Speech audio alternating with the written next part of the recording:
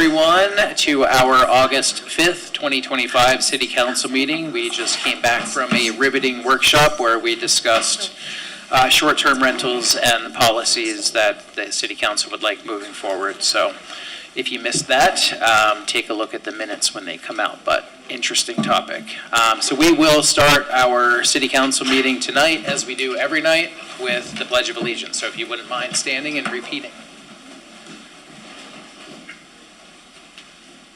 I pledge allegiance to the flag of the United States of America and to the republic for which it stands, one nation, under God, indivisible, with liberty and justice for all.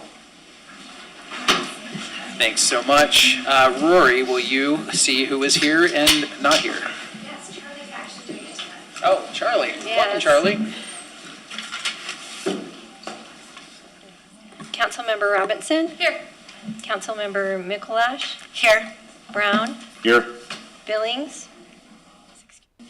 Glover? Here. And Billings is excused. Okay, so we have 4 council members, we have a quorum, and we wish Councilmember Billings well. She is in Boston for the week for work. Moving on, for our first Unified Fire Authority report from Chief Nathan Kay. I don't know if the council has met Chief Kay yet, but Chief Kay will be doing his best Brad Larson impression for us. Big shoes to fill. You got the dad jokes ready to go. No guarantees on the dad jokes. And welcome back from New Mexico, where Chief thank you Kay very was serving admirably. Mayor, Council, thanks for the opportunity to introduce myself. So my name is Nathan Kay. I'm the Operations Chief for Unified Fire Authority. So I oversee all of our battalions and our battalion chiefs. My office is right up the road in Station 126 here in Midvale, so super close, and honored to be the new Midvale City Liaison. So I've been with UFA for over 25 years. Got 2 kids, one's married, and my son-in-law just started Recruit Academy yesterday for us, so that's super exciting. Congrats. So I have, I sent to you, hopefully you got the quarterly report forwarded to you. If you had the chance to look at that and any questions that you guys have related to the quarterly report. Good there. Couple of items that kind of new for us and kind of affect you guys is we've created a 4th battalion in UFA. And so the 2 Midvale city stations are now part of our new battalion, which is Battalion 14. And that battalion chief runs out of Station 110 right there in Cottonwood Heights. So we've kind of decreased the span of control for our battalion chiefs, which has been great. As I mentioned, Recruit Camp 60 began yesterday, so 24 new people started with us. And then, as Mayor mentioned, I was in New Mexico for your last meeting, and kind of a unique thing that UFA is part of is we're part of a federal task force system, and so our task force was requested to respond to Ruidoso, New Mexico, to respond to the flooding that was occurring there. So we sent 28 of our UFA members. We deployed on July 9th and returned on July 20th. So yeah, that's the end of my report, unless you guys have any questions for me. Any questions for Chief Kay? Chief, I just had a quick question. I know a few Fridays ago there was the big structure fire in Mill Creek, which of course not in Midvale, but just under the UFA umbrella. Were any of our firefighters involved in that? Is there any, anything that we learned from that? Because it strikes me that we have similar apartment complexes here in Midvale that are of a certain age that would be prone to the same kind of disaster. Yeah, we're actually conducting a large after-action review tomorrow with all the participating folks. So I'll be able to provide a better lessons learned next meeting for that. Yeah, I think that'd be great. We're definitely lessons were learned, and we'll get that wrapped up tomorrow. Cool. So. Well, as much as we can, didn't happen in our city, but please give our thanks to UFA for their efforts in putting that out. Okay, thank you, will do. Okay, thank you so much. Okay, thanks. Okay, moving on to public comments. Any person wishing to comment on any item not otherwise scheduled for a public hearing on the agenda may address the city council now. By stepping up to the microphone, you'll be given 3 minutes. We just ask for you to state your name. Ken? Oh, Luke? Come on up. Thank you, Mayor and Council. Just wanted to give a report on the Community Council doings. We held another one of our movie nights. Luke, can you say your name, please? Yeah, sorry, my name is Luke Maines. I'm the Community Council Secretary. Wanted to give a report. Last night we held one of our other movie nights. We showed Ghostbusters. We've been doing these in partnership with Mayor Dustin Gettle. We advertised these at the Harvest Days, which was also great to attend and participate in. We didn't have a huge turnout, but maybe next week when we show Matilda, there will be more, or Grease on the 25th. Yeah, we're really getting started. We're working on our website now for the Community Council, and once that's up, we'll start really reaching out to try to expand the Community Council and get more people involved. So if there's anything that the city would like us to help with or focus on, we're always interested to hear feedback from you guys. Thank you. Luke, when's your guys' next meeting? Our next meeting is on the 27th of August. We generally hold them on the last Wednesday of every month, though in July we moved it up to avoid conflict with Harvest Days events. So, Thank you. yep. Thank you, Luke. Next Monday, as he said, is Matilda, personal favorite of mine. So I was not able to attend Ghostbusters yesterday, but I will be there for Matilda and Grease, which might be a dress-up event as well. So more info on that later. Is there anyone else who would like to give public comment? Okay. Seeing none, we'll move on to council reports. Councilmember Billings is excused, of course. Next, Councilmember Paul Glover. Yeah, I just want to thank everyone for Harvest Days, all the staff, everybody. It was, I think, a good success. The parade was fun. Fireworks, I think, were excellent. And I think we had a pretty good showing throughout the park. I brought my grandson down, and he loved the bounce houses, got his face painted. He had a great time, so it was a fun day. The other thing we were talking about these fire in Mill Creek. The only thing I took from it is that we could look at, Glenn, and if we have to clean up areas or whatever, and there's a possibility of having fires like that, maybe we ought to call the fire and let them be there when we do it. A truck there ready to put out a fire.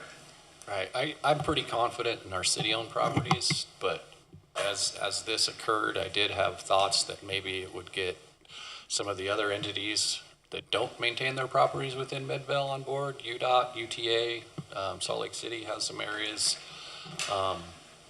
So I'm hoping it wakes up those folks, but I'm pretty confident with our city properties that they're in good condition and not a fire hazard. And maybe code enforcement, as they go around, they can identify areas that something like this could happen. Just so we're proactive and like do the best we can to avoid anything like that. That's all I have, Mayor. Okay, thank you, Councilmember Glover. Moving on, Councilmember Heidi Robinson. Thanks, Mayor. I too just wanted to thank everybody that participated and attended Harvest Days. UBD, UFA, Public Works, all of city staff did such an amazing job. I really want to thank the Harvest Days Committee.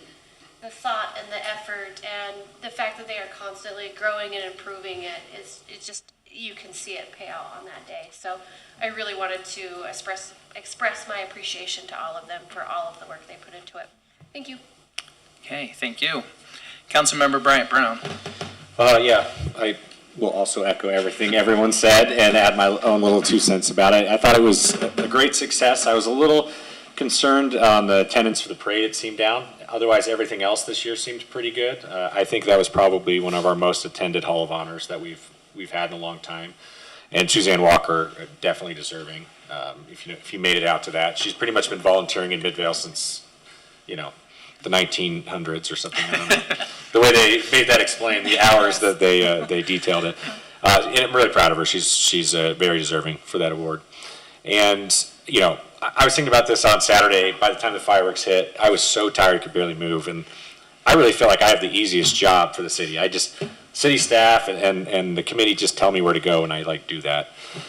So, you know, all the work that goes into that to make it smooth is so invaluable. So, you know, I appreciate everyone, you know, watching Glenn get the parade thing going. He doesn't mess around to like, you know, Rory was at the end there at the booth, you know, everyone I can see, you know, all of Glenn's team helping people with the booths. I don't know, just really proud of our whole staff and, you know, really grateful for them. So that's all. Okay, thank you. Councilmember Denise Mikalash. As you can guess, I'm going to talk about Harvest Days. Oh. Yes. Just want to, reiterate what everyone said, that thank you so much to the staff and the committee and Heidi championing that committee. I thought it was an amazing, fun event. Big thank you to all the vendors that were there. The bands were amazing. Everyone that participated in the parade was just incredible. Also went to the art show Hall of Honors, which was amazing to see the talent that was coming out of Midvale.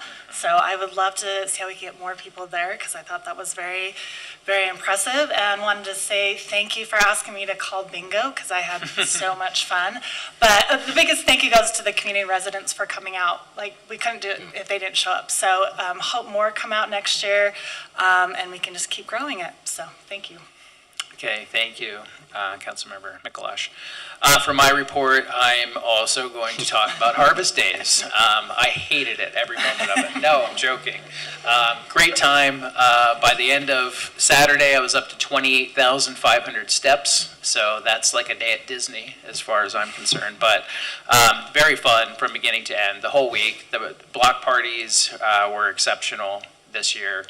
Suzanne Walker, certainly very well deserved with her Hall of Honors award. But also I wanted to thank, as council members have, just being mayor, it was a different experience for me this year for many reasons. One, I was like more involved in kind of that planning process and seeing who was lifting a lot of the heavy weight as far as city staff goes. And it really is, it's amazing what our city staff does, the tasks that they willingly take up, the tasks that they champion in their off hours. It's really, really nice to see, and I think we just have such a great staff that works so well together. One, I would be remiss if I didn't mention Erin Summers, who her last day was Friday, the 1st, and then she worked all day on Saturday, the 2nd. So that's just kind of the person that she was. We're going to miss her here in Midvale City, but I keep telling people, yeah, her last day was Friday, and then she worked all day Saturday for Midvale City in a volunteer role. So we're going to miss her. Everyone on the committee did a fantastic job. The fireworks, as Paul mentioned, were exceptional. I think we do have the best fireworks show in the valley, but I'll just always say that because it's like right above your head. Other than that, I did want to mention, since our last council meeting, I did a ride-along with our shelter resource officers. That was an amazing experience. I recommend council, if you can get some time in your schedule to do the similar ride-along. There's a lot that we learn about homelessness from a policy perspective that isn't necessarily what you see out on the ground. So I would recommend that if you can get some time. I also did a ride along with our animal services officer, who the sergeant lives right here in Midvale on Fern.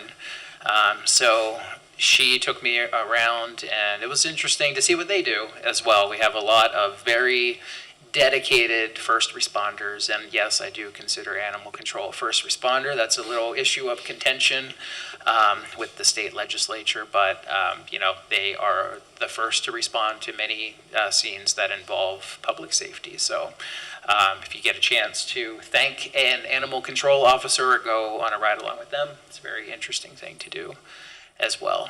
So I think I've said enough. I took the time that Bryant normally does to speak during reports. So we will move on to city manager report. Do not adjust your television sets at home. Matt Dahl is on vacation. One of his only vacations. He gets out once or twice every few years. So filling in for him tonight is our assistant city manager, Nate Rockwood. Yep. I want to make sure that I say something because I don't get this chance very often. So staff goes around, obviously working on harvest days, but also going to the block parties. And we like to compare what we hear at those block parties. And for the most part, we really heard a lot of really positive things about the city. So that was good to hear. And really, for the most part, that's all we heard was mostly a lot of very positive things on what the community thinks the city is doing. Just in terms of, we did have a council meeting recently where we approved some construction. So we are going to have construction starting on Stagg Street, Smelter Street, a little bit of Main Street. So we want to give people a heads up. That will be coming soon as next week, and going on for the remainder of the year. And there'll be lots of notification given out on different stages of that project as it moves forward. And then the last thing, we had a food truck league here tonight at our food truck plaza.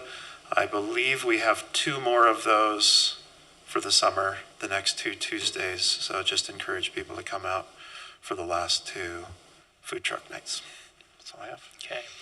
Well, next year I have to go to those block parties that you went to. I heard a number of issues, and I do want to let everyone know that we don't just listen to them and forget about them. Like, we do take note of the common theme of concerns, and we will be discussing them at our next senior staff meeting and among council as well. So, thank you, Nate.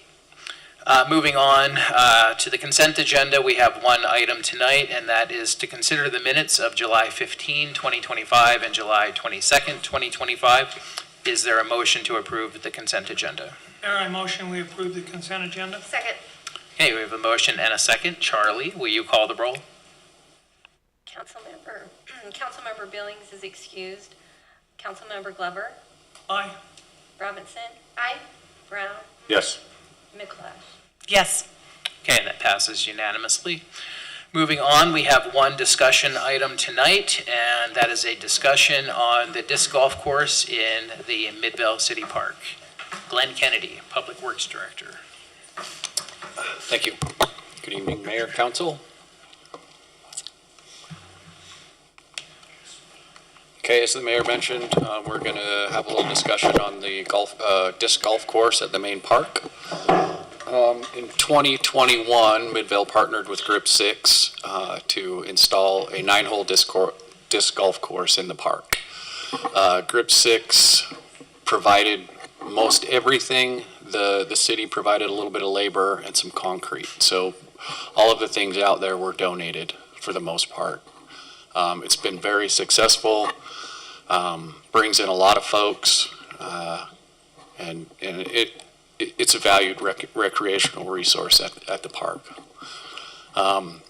However, some residents living near the park have raised concerns, particularly about discs landing in their backyard, and then also with folks jumping fences to get those, etc. Back in March, both Public Works and the mayor received calls about with some of these complaints. And there were some wires crossed then because they were different voicemails and we thought we were talking about the same voicemail. But we've got that figured out now.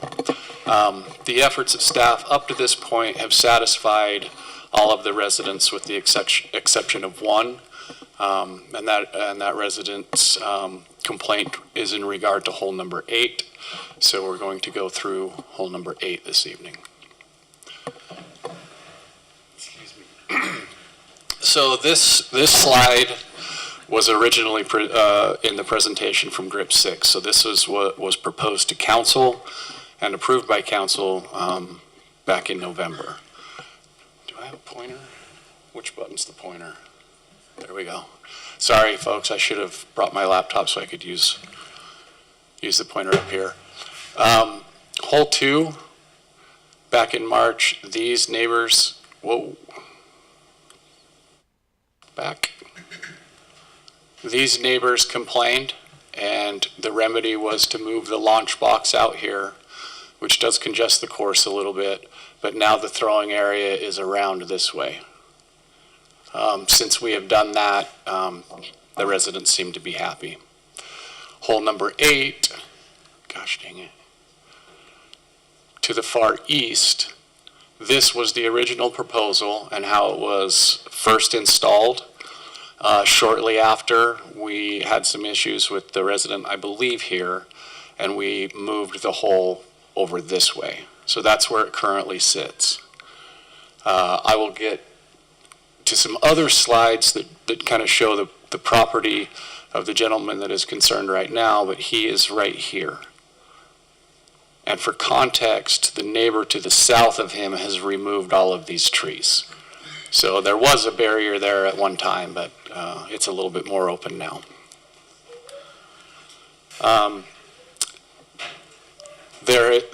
When it was originally installed, there's lots of signage saying it's private property, please respect, don't trespass, etc. And in the last couple of months, we've installed the more threatening signs, one on hole 8 and one on hole 1, to try and let the disc golfers know, don't trespass, it's not allowed.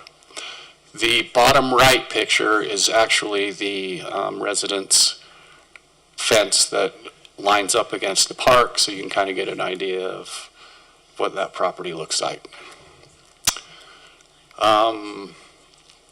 So this kind of shows hole 8, how it is set up currently. And then again, the resident's backyard. And I show this picture just so that you can see the trees when we go over the options, which is next. So the options that we've come up with is to try to move the basket again a little further to the southwest. So somewhere maybe in here. Does congest the course a little bit. Hopefully we don't get issues with going across the parking lot, but that is an option. It may not satisfy the resident. It does congest the course a little bit, but there's very little cost. It's just staff time to move one basket. Installing a net has been discussed. In researching that, it does come with a pretty high cost, from $5,000 to $14,000 for one property. And we may need to outsource install. It's not a simple project. And that would add continued maintenance, repair, replacement costs. And then we need to figure out the trees for the install, because the branches would impede into the netting, right? So we would either have to remove trees or trim trees, both on our side and the resident's side. This also sets a precedent for all adjacent properties. Once one net goes in, we may have Topgolf. But it should help with discs flying lower than 12 to 20 feet. Depends on the net choice and cost associated with that. There is a do-nothing option. That's no cost, no disruption to the course and patrons, but obviously the resident wouldn't be pleased. And the resident's request and demand is really that we just remove the hole. No cost. The disc golfers are not going to be pleased, but the resident will be satisfied. So those are the options that staff have come up with for the issue, and we would like some feedback and guidance on what council would like to see. Glenn, is there like a potential, can you go back to the resident's home? You bet. You know, it seems like there's kind of a big gap between this tall tree, you know, further. Like, could we plant 2 trees? I mean, that's a long-term thing, right? Trees don't grow to 40 feet overnight, but like, Right. Is there an option we could plant 2 trees right there? That is an option.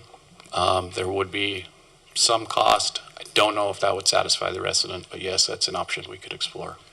Glenn, can you, using the pointer with this that Here? has the arc, so the residence property is right here where that. It's like right here. Okay. These trees are no longer here. A new homeowner came in and coordinated with us actually to access that through the park to make that happen. One thing, a couple of people approached me who were disc golfers at Harvest Days, and I was talking to them about this particular hole. And what was interesting to me is that those who are really good at disc golf don't understand how it's even possible for the disc to go that way. So I think for the most part, it's like if you're good, and you're not going to throw it like way over there, but it's the, the me's out there. If I tried hole 8, I'd probably throw it right into Mr. Fair's backyard.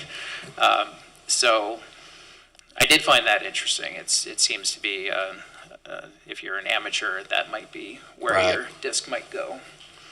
Also, I'll say it was interesting in talking to Mr. Fair at one of the block parties, just the number of discs that have landed in his backyard was a little bit more than I thought. It's Can I- not like a, Can I ask if you've seen an increase in that since your neighbor's trees have come down? Or is it steady? I saw the picture. Is that like 4 weeks, 4 months, 4 years? That's probably the year, but that's probably half of the stack that I have. Gotcha.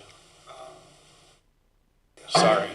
There are a couple, can I speak now? if it's okay with the council, since this is the resident, Mr. David Fair, would the council be okay with letting him speak? This is a discussion, I'd be fine with that. Okay. Yeah, me too. Do we have to motion or something? Because it's not typical, 'cause it's not a.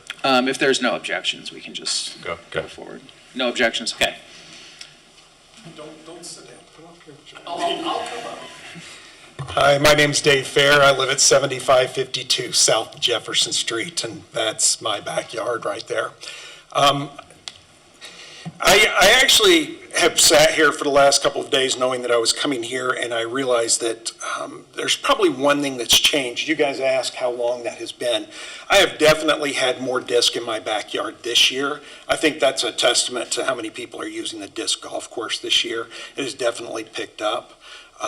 The stack that you saw was a stack that I have no names on it, and those typically come into my possession. I have another stack as well that have names and phone numbers that I return. Some things that I would tell you is that planting trees doesn't stop these guys. They throw them as hard as they can, they'll clear the limbs, and they'll still end up in my backyard. I've actually, in the last couple of weeks, had a disc that was almost to my house, if that tells you how far that they can kind of put those into those.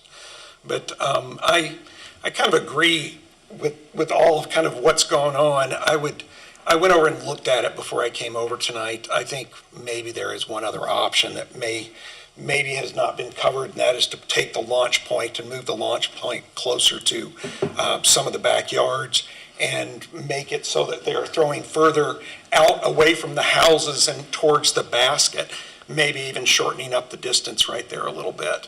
I think those are, it takes away from their challenging, throw, but it also gives it an opportunity to kind of still have a hole there that maybe doesn't have as much chance to be able to get into the backyards. My neighbor, he has the same issue. Even though he put down his trees, he still has discs that end up in his backyard. He is not currently living there. Most of the disc golfers will go directly into his backyard because he has an open gate in the backyard, and they'll recover the disc. I don't know what it is. I don't know if I'm in the Bermuda Triangle for disc golfers, but I get a lot. And it's funny, my neighbors on both sides get nowhere near the amount that I do. And the one tree that's there, I appreciate that tree. I would personally like to keep it there because it's a great shade for me. But it does provide a boost for everybody who wants to go and look and see where their disc is. And I usually have a lot of interaction with people that are standing up on that tree and looking over the fence. I like to think I'm a good person. I'm really not against the disc golf course. I've just had some very ugly interactions this year. Really, more so with just me. My wife has had one as well at our front door. But they do consider the discs to be very personal in their life, and they like to recover them. And it kind of sets up a lot of confrontations. I personally even if I'm standing at the back fence and somebody throws a disc over, I typically do not return them. I typically, even when they're yelling at me, their name and phone number is on it. I will text them and we'll put it out on our front stoop.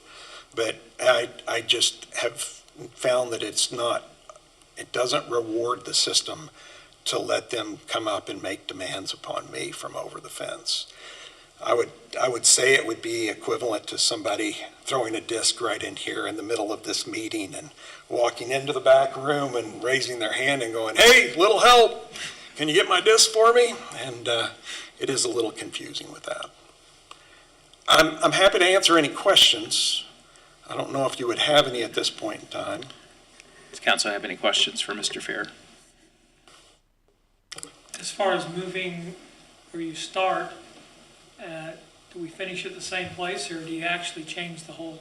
It wouldn't change the configuration. The whole leading up to this is over on the other side of the parking lot. They would just end up walking a little bit further distance to come over and come a little bit further.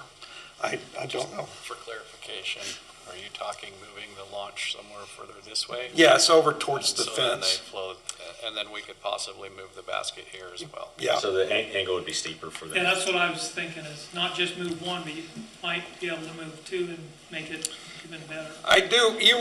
The hole was moved 90 feet several years ago, and that definitely helped at that point in time. But like I say, something has changed this year, and it's back to a lot of disc. And like I say, if I could make it so that everybody knew kind of how to do this, it would work great. It's posted all over the place, but unfortunately, it just doesn't work that way. You could put a gate in with a credit card. I've been tempted to put a dispenser on the back where you can just put money in and it'll dispense out disc. But I have given away all the discs that I had to the people who were at the Harvest Days neighborhood party and one of my good friends. So I'm kind of down on those now, so I don't go I'm through teasing. that. I do try and return them so that they can be used. There's a lot of people in the neighborhoods that know that I do this, and they ask for the ones that don't have names on them, so I do that. Thank you. Thank you for your time, City Council and Mayor. Thank you. I do want to mention, our Public Works have put up the signs. So I think we've done as much as we possibly can to make it clear that if your disc lands in one of these backyards, like, you know, that's, you may or may not retrieve it. So we do have signage up there that says, as you can see, if it lands, do not trespass on private property to retrieve it. So we've done that. We have moved holes in the past, so launch areas and such. So I don't think it's an impossible lift, but I was wondering if the folks who helped design the golf course, Grip 6 or whatever their name was, if they might be interested in collaborating with us to see how we can resolve it with their input. Because, you know, I know you guys can move a basket if you want, but, you know, there are some diehard disc golf players Right. who might say, like, oh, yeah, you moved it, and now it's like the worst hole in all of Salt Lake County or something. So if we do move it, I would like to have that sort of, you know, I expert think we'll input. definitely reach out to Grip 6, if for nothing else, to see where they got their signage so that we can make the signage match the new configuration. But if council is on board, we're available to move that and try this. Where the resident said that he saw an uptick this year, I really do believe it's because the trees got removed and from his neighbor, and that's the uptick. Because they were very large mature trees. I personally think we ought to try moving it to Okay. see if that helps. I mean, if it comes down to the point where that doesn't help, then I say we look at the netting.